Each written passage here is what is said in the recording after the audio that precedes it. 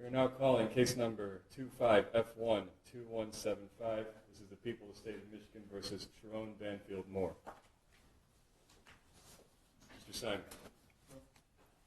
Appearances. Thank you, Your Honor. Good afternoon. Katie Rizmersky, First Assistant Prosecutor for the Special Victims Unit for the People. And Your Honor, Joe Simon on behalf of Mr. Moore. That's the charges, sir. We waive formal reading of the complaint. Your Honor, stand mute to the charges. Formal reading having been waived, plea of mute will be entered on your client's behalf. Simon, make your bond argument now or reserve? Your Honor, I think the people want to make a presentation, and I'll go after that if that's okay. All right, Mr. Rizmersky. Your Honor, thank you very much. I appreciate that. Mr. Simon. And thank you for the opportunity to be heard. As the court is well aware, this is not a series of offenses in Michigan that allow you to deny bond. We're certainly not asking for that. This is a felony of home invasion third degree, misdemeanor stalking, and misdemeanor entry without permission. Your Honor, we are asking for a $25,000 cash or surety bond in light of the fact that we cannot ask for you to deny bond.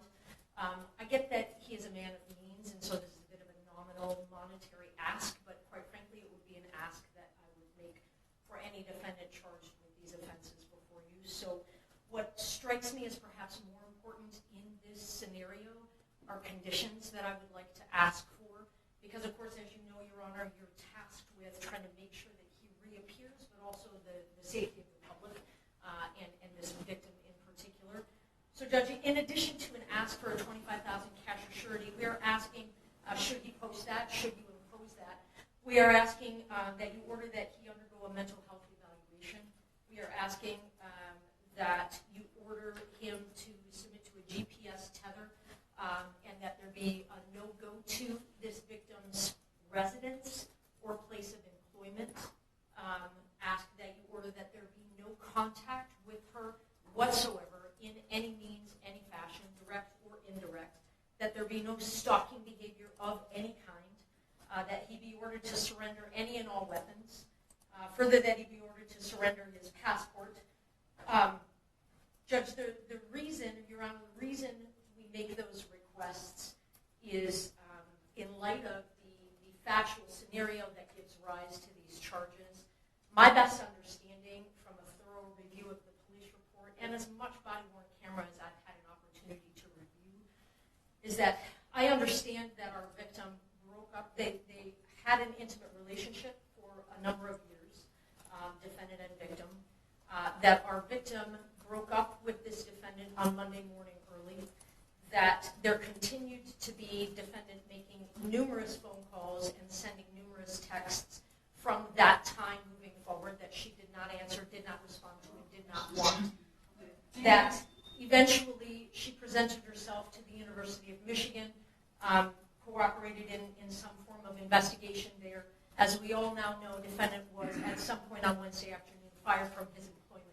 He then, at some point soon thereafter, came to her apartment in the address that is alleged in the complaint, barged his way into that apartment, immediately then proceeded to a kitchen drawer, grabbed several butter knives and a pair of kitchen scissors, and began to threaten his own life.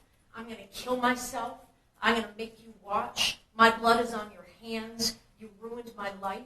And a series of very, very threatening, intimidating, terrifying, quite frankly, statements and behaviors there in that apartment. It was only then, Your Honor, when the victim, she called her attorney and then at some point indicated she was going to call the police, and then he left. And so, Your Honor, while I understand that there isn't evidence to suggest that he directly threatened the victim with any of those implements that I've indicated, the totality of the behavior is highly threatening and highly intimidating. She was terrorized, Your Honor. And in light of the totality of all of those circumstances, we consider the defendant to be a risk to public safety, a risk to this victim, and it is for those reasons that we are asking for those specific conditions. I'm more than happy to answer any other questions that the court may have or give you further information, and I appreciate the opportunity. Thank you, Judge. Mr. Simon, Esteban. Your Honor, let me start at the end where the people ended. In terms of risk to public safety, my client's 39 years old with zero prior criminal history, zero prior contact with the criminal justice system in any fashion. The threat to public safety argument by these charges, maybe that's the point, but there's no evidence to suggest that he's a threat to the public safety. The next thing is that the people referenced the court rule that I want to come back to, that you can't deny bond in a situation like this, and they referenced something else that I want to come back to, which is the fact that they reviewed thoroughly the police report, and they reviewed thoroughly the body cam.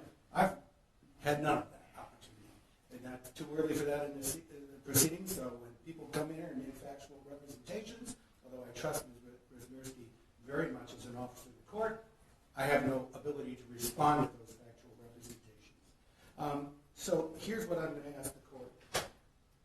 The monetary bond component, the two considerations by court rule are, my client will appear. Let me speak to that. He's got a home here. His family is here. He's got ties to our community. He's retained a local counsel here. Second thing is that my client is not otherwise a danger to the public or danger to the complainant. There are other, that is why monetary components are requested, but there are other measures to address them. For example, the request for a GPS tether, that was an expected request. My client will gladly comply with that request. The second thing is my client having no contact. Certainly, we have no objection to that order, and my client would be at his own peril if he were to violate that. His bond would be summarily revoked. In terms of surrendering the transport of passport, Your Honor, there's no really indication that he is a flight risk. My client has those established ties that I talked about. But in addition to that, Your Honor, he would have an order from the court, like everyone else does, that there would be no leaving the state, let alone the country, without permission of the court, and he would certainly abide by that. Your Honor, with respect to the request for a mental health evaluation, I will represent a few things that are my understanding, again, without being privileged to have reviewed discovery. My understanding is that following his arrest, my client was taken to the St. Joseph Mercy Health System for an evaluation, a mental health evaluation. My understanding is following that evaluation, he was not turned over for a commitment, but instead turned back over to law enforcement for lodging. That's where he's been, the Washtenaw County Jail since. I can also tell the court that the Community Mental Health Department saw my client yesterday for an evaluation as well, without any further recommendation. If you make that a condition of bond, I can tell the court that he get a mental health evaluation, he will absolutely comply and follow any aftercare recommendation. Lastly, Your Honor, with respect to the bond amount. I forgot to speak about weapons. He has no weapons, but he'll surrender. If you order that he surrender any weapons that he doesn't have, he will gladly comply with that condition.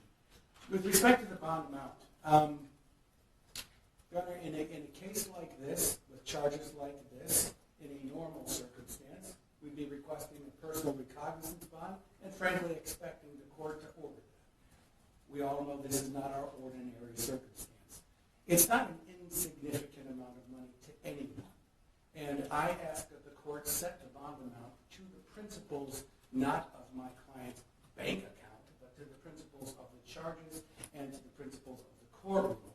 Therefore, I'm requesting that if the court orders a monetary component at all, that it be with a $25,000 10% privilege. And also, Your Honor, if my client is to order to a GPS tether, things have to happen pretty significantly to try to get that in place in time for what we hope to be as release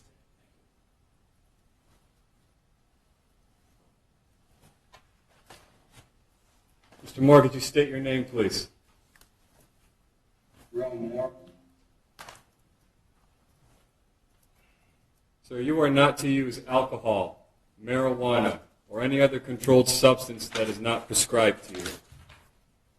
You are not to possess or purchase a firearm or any other dangerous weapon.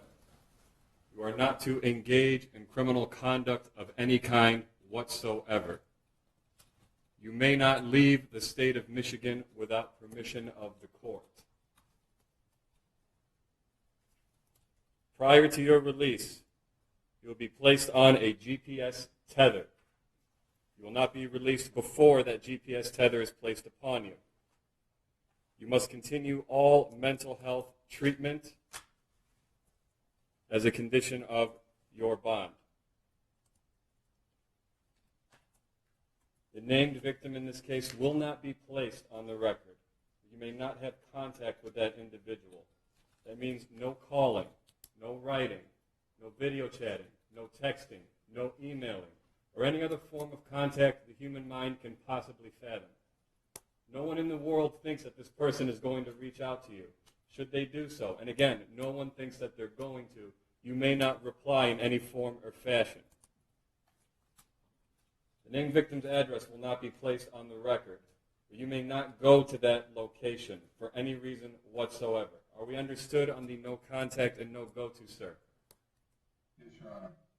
If you have any questions about that, you have a good attorney, simply ask them. You understand? Yes, Your Honor.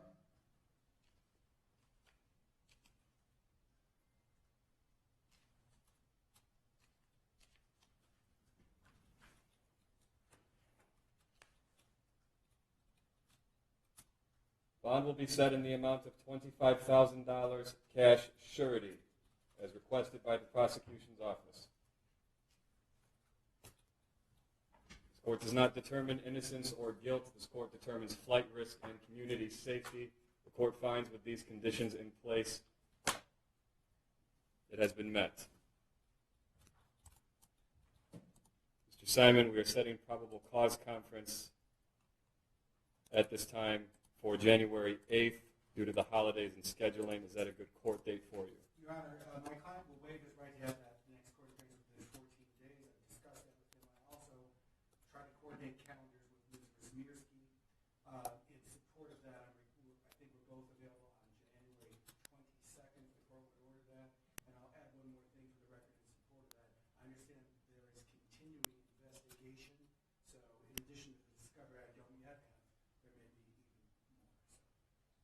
So it will be January 26th, 2020.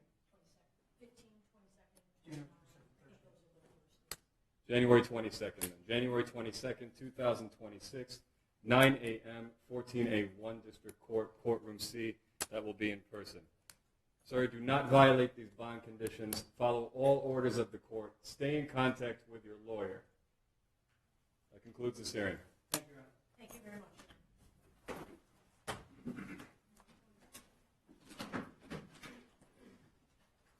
All right, we're off record. We're going to give 10 minutes for everyone. We're going to take a recess. All right, please.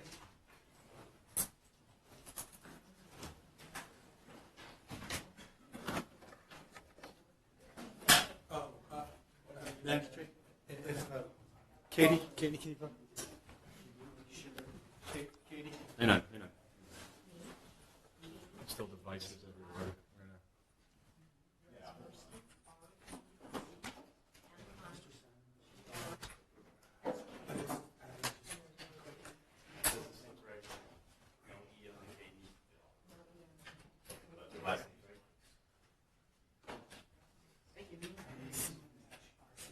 I represent people in the state of Michigan.